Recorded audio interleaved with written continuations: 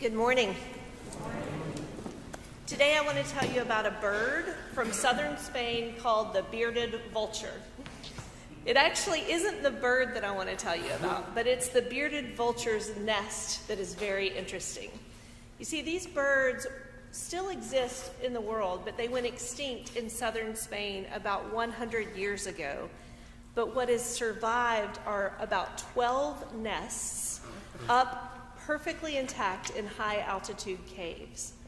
And what researchers have discovered, as written about in the latest edition of Archaeology magazine, is that some of these nests are over 700 years old. You see, these Spanish bearded vultures reuse their nest.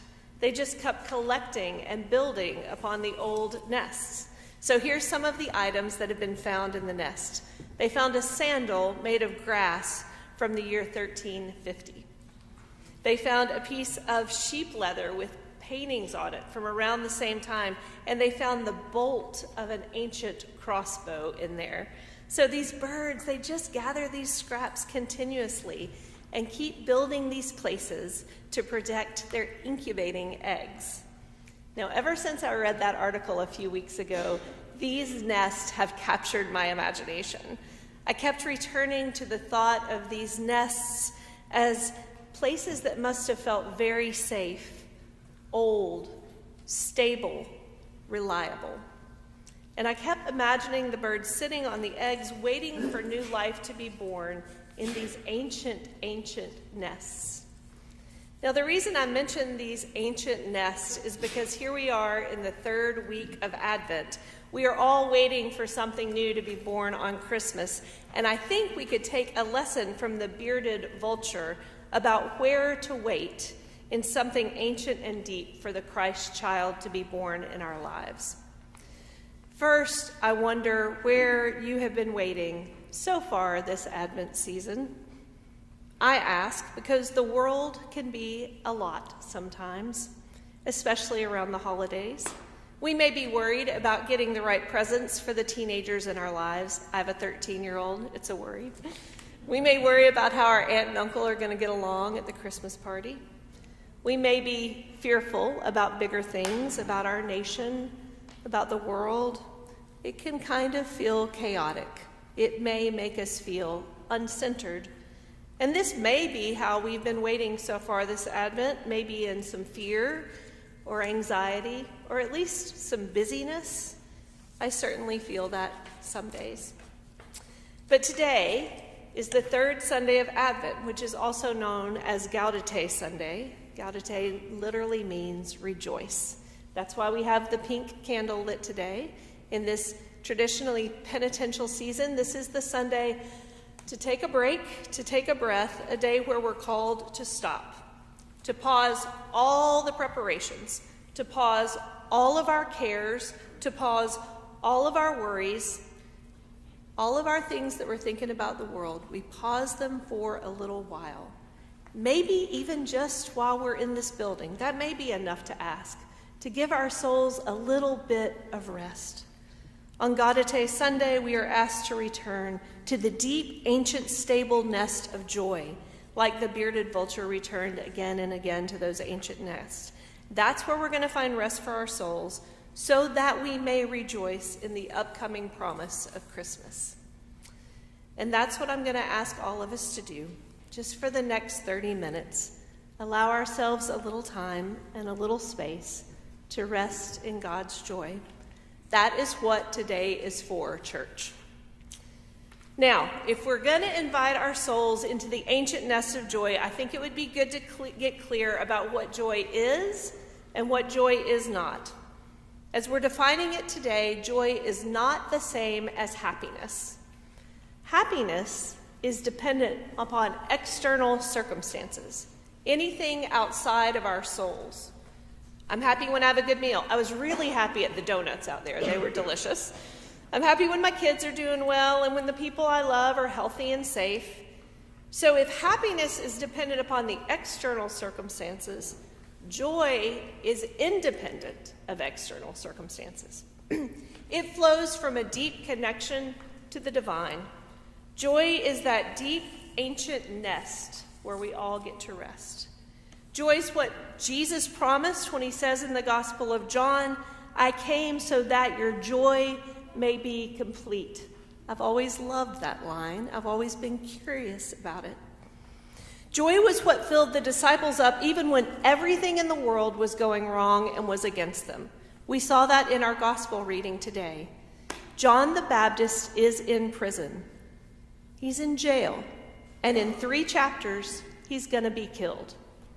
And yet today, John is going to be filled with joy because he hears the news that the Messiah has come.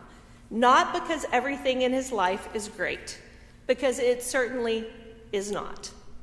But because his soul resides in the ancient nest of divine joy. It's in that state he can dwell in joy anywhere and anytime, and no one can take that away from him. Because here's the secret I bet many of you know, but I'm here to remind you of on this Sunday. When we return to God to rest and to wait, our souls shift into another state of being. And this state of being is real.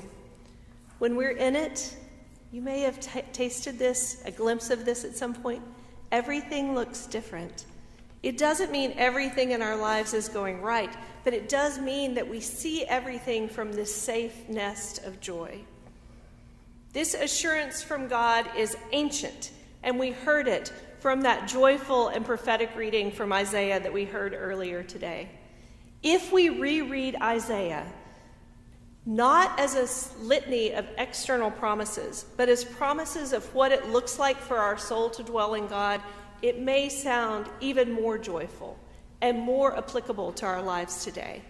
So I'm going to try it. I'm going to rewrite it just a tiny bit. Here is in the nest of God's joy, this is the prophet Isaiah, the wilderness and the dry land of our souls shall be glad. The desert of our spirits shall rejoice and blossom. The crocus, the flowers in our hearts, shall blossom abundantly and rejoice with joy and singing. Our fearful hearts will be made strong and will not fear. The eyes of our blind hearts will be open, and our deaf ears will hear God's joy. Water's going to break forth in the wilderness of our hearts, and streams are going to flow in the dry deserts of our souls. And there's going to be a highway right here, and it shall be called the Holy Way. And everlasting joy will be on our heads, and we will obtain joy and gladness, and sorrow and sighing shall flee away. Isaiah doesn't make promises about happiness. He does not make promises that everything in our lives is going to be great and full of everything going right. Rather, he promises that this is what our soul looks like and what the world feels like when we nest in God's joy. And that's the place where each of us is invited to go today. This joy is God's longing for us. Showing us this path of joy, I believe, is one of the main reasons the baby Jesus comes to the earth. But it's not for us alone. And here's the truly beautiful fact that when we all church, when we're full of joy, others are drawn to it. They're intrigued by what in the world we are so joyful about. Our joy fills us, and our natural response is rejoicing, and our rejoicing becomes a map that leads others to the divine nest of joy. That's what we get to be for each other this Advent season, and that is our call, church, not just for ourselves, but for the whole community. That's how we build this ancient nest and keep it alive. We add our own discoveries and our own passions and our own lives to the nest, leaving it an even deeper place of safety and joy for people who are not yet even born, so that they will be able, in the future, even amid the cares of whatever's going to go on in the world, they can find in a place where new life will continue to be born year after year. So happy Gaudete Sunday. May your joy be complete.